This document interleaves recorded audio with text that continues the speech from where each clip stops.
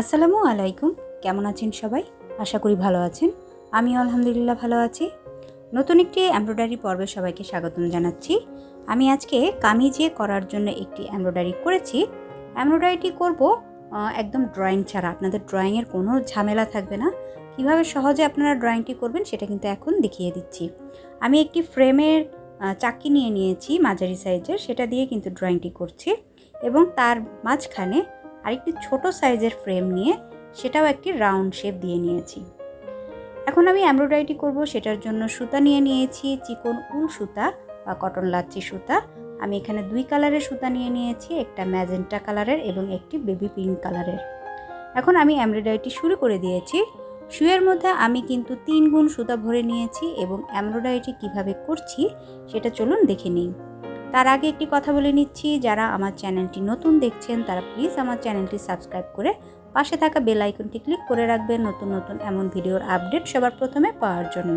আর যারা already subscribe করেছেন তাদেরকে জানাচ্ছি অসংখ্য অসংখ্য ধন্যবাদ।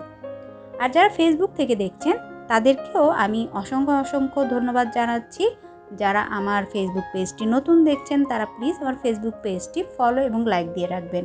আর যারা অলরেডি ফলো এবং লাইক দিয়েছেন তাদেরকে আবারও অসংখ্য অসংখ্য ধন্যবাদ।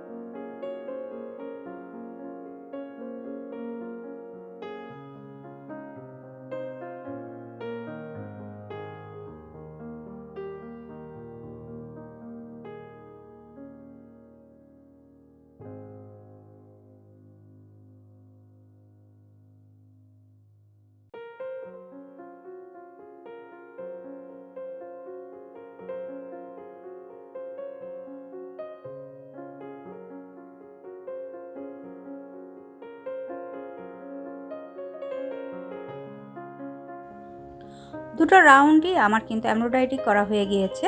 এখন মাঝে আমি গুজরাটি স্টিচ করব, সেজন্য আমি একটি শক্ত কাগজে 1 ইঞ্চি বাই 1 ইঞ্চি মাপ নিয়ে একটা স্কোয়ার শেপ এঁকে কেটে নিয়েছি। এটা দিয়েই আমি কিন্তু ড্রয়িংটি করব, মানে গুজরাটির ড্রয়িংটি করব। খুব সহজভাবে আপনারা এইভাবে গুজরাটির ড্রয়িং করে নিতে পারবেন। আমি একটু ডিপ কালারের কিন্তু কলম দিয়ে ড্রয়িংটি করছি আপনাদের দেখানোর সুবিধার জন্য, কিন্তু আপনারা যখন কাজটি করবেন তখন একটু লাইট কালারের কলম দিয়ে বা পেন্সিল দিয়ে কিন্তু ড্রয়িংটি করে নেবেন।